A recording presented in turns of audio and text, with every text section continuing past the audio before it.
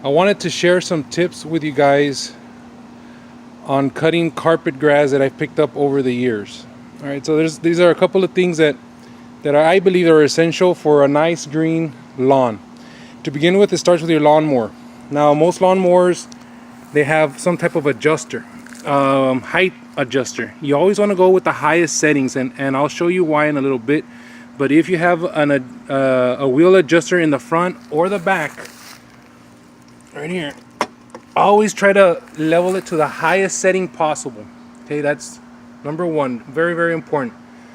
What this does is it allows the grass to grow high enough or tall enough to when you water it, the sun doesn't evaporate the water that you watered it on, and at the same time it gives you a little bit of a healthier, spongier look. Okay, so the second thing that you need is you're gonna need a bag to collect all the clippings. Now, there's a myth going on out there that it's good for the grass to leave the clippings so that it kind of nourishes it, but I'm going to show you a little bit why it can to some extent damage your grass. So as far as the lawnmower is concerned, the two tips are put your wheels on the highest settings and have a bag to pick up all the clippings. The next step, or the next tip that I would recommend you guys do, is invest in a spreader. Now, this spreader here is a multi-purpose spreader.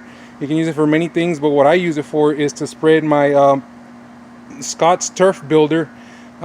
This is a weed and feed for carpet grass. All right, so this one, I apply it about 4 times a year. You're looking at maybe very early spring, in spring, middle of the summer, and then late summer. So you look at maybe like February, then late April, then mid-July, and then maybe late August is when I would apply this. And what this does is it doesn't eliminate totally all of your weeds from your grass, but it does help control it. All right, so yes, it does come out pretty expensive, but I've noticed that if you go to Amazon, sometimes they have a special. Like this bag I got for $21 on special. So as far as that's concerned, we're good there. I'm going to show you why I ask you guys to leave it high to pick up the clippings. And I'm going to walk over to my front lawn so you guys can see the difference. I'll see you over there in a bit. Alright, so I'm over here in my front lawn. Another thing I wanted to cover was when you're finished cutting the grass, it is highly recommended that you turn on your lawnmower. I don't know if you can hear it in the background. You turn on your lawnmower and let it run out of gas. When you do leave the gas in there, it kind of damages the inside of your engine. So don't leave the gas in there, let it run out. Now, this is demonstration number 1. My grass is here, neighbor's grass is over there. Okay, so the difference to me are those tips that I gave you. I think my grass is greener because of the bonus weed and feed that I feed my grass every 2 to 3 months during growing season. All right, so as you can tell, that has a little bit to do with it. That's partially why. The other reason my grass looks a lot greener than my neighbors is because I cut my grass. My neighbors have somebody cut their grass. They pay somebody, and what they do is they say the lowest setting possible. So what ends up happening is that they start cutting and cutting and cutting really low to where, let me give you a quick demonstration. My grass is here, it's very spongy, have to go all the way in like that.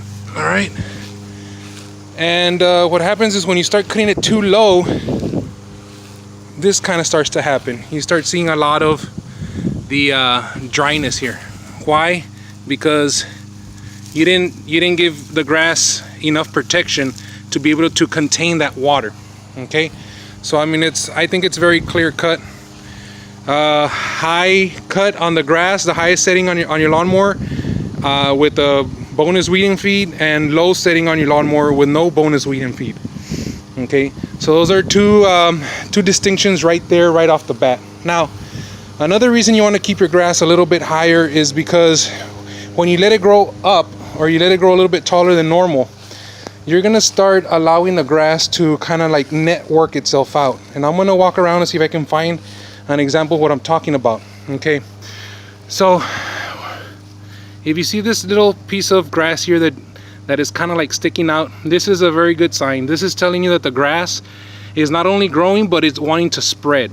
So what this is happening is that it's starting to grow, and these little things are going to spread out and then make this grass even denser. Okay, so that's one really good example of why you want to leave your grass a little bit higher. Here's another one. Yes, I just cut the grass, and you're gonna notice that these things are cut, but because I'm letting it grow up, look at how tall this is. It's already going down. So what's gonna happen eventually is this is gonna kind of like weave its way in there and make this grass a lot stronger. It's gonna fortify it. Okay, so look at this one. This is barely starting off here too. If I were to cut this grass any lower, what would happen is that I would actually cut this off, and this would never grow, and you'll start seeing those little patches that you see over there. Okay, so now the next myth, or the next thing I wanted to cover, was you should leave your clippings in the grass because it's some type of fertilizer. Now, to me, I might do it once a season maybe, but no more than once a season. And the reason being is not that I did this on purpose, but what I ended up doing is when I cut my grass, there's some parts that my lawnmower cannot reach. And you're gonna notice right now, I'm gonna show you what I'm talking about, but these parts, I need to cut them with the weed eater, and there's no way for me to pick up that grass. So you're gonna notice, again, this is an example of my grass here. So you can see the shade going into my fingers. That's how deep it is, where I pick up the lawn clippings. Now over here on this side, it's too close for the lawnmower to pick up the lawn clippings, so I kind of leave the lawn clippings, and you can tell a dramatic difference between one side to the other. I can pick up the lawn clippings over here I can't. So what's happening here, within time, all those lawn clippings are kind of embedding themselves in here, and it's kind of suffocating the grass. See all these lawn clippings? These should have been picked up. I really can't pick these up with a lawnmower, so that's why it's damaging my thing. So this is one of the reasons that I would strongly recommend you pick up your lawn clippings. Now this part of the grass, I recently planted it about 4 months ago, and as you can tell on this part, like from about here over this way, this is all new grass. Okay, so if you notice here, it's still very spongy. Again, we're going back to the sponge, but over there in the corners where I can't reach, you're gonna notice that it starts to thin out. You can even see some of the grass that I've left behind when I just cut the grass right now. This will eventually really thin out my grass. So strongly recommend that you pick up your clippings. All right, next thing is, carpet grass needs a lot of water. If you're not willing to spend a little bit of money on watering your lawn, there's no point in doing this. I have a sprinkler system that goes on 4 times a week. Granted, I am in Texas, which is a very hot state, so that kind of like dictates how much water to put, but you need to be watering your grass a lot in order for it to stay this green. All right, now one of the things that you're going to come up with is, well, I'm going to leave my grass pretty tall, and I have a sprinkler system. My grass is going to be taller than my sprinkler system. So what I was able to do is I went to Home Depot, and I bought these these little green things that are like sprinkler head protectors. So I buried these where my sprinkler heads are supposed to be. All right, so first things first, what this does is every time I cut the grass, I know where my sprinkler heads are, so I can cut around it. The second thing is, what this also allows me to do is with the weed eater, I cut a little bit lower. I don't know if you can tell, this is a little bit lower than this one, but I cut it a little bit lower all the way around. That way when the sprinklers do come up, this grass is not blocking the water from spreading all over the place. All right, so if you have any questions or comments, please leave them below, and I will try to answer them as to the best of my ability. But if you follow these steps, it's not going to be an overnight. You're not going to see a difference overnight. It will take a couple of months for you guys to see differences in your grass, but if you follow these steps and be consistent with it, you should be able to see a difference in how your grass starts to grow. All right, so if you have any questions, comments, or videos that you might want to see, please let me know, and I can do my best to try to answer them. Now, just as I was walking, I just kind of looked at this one here.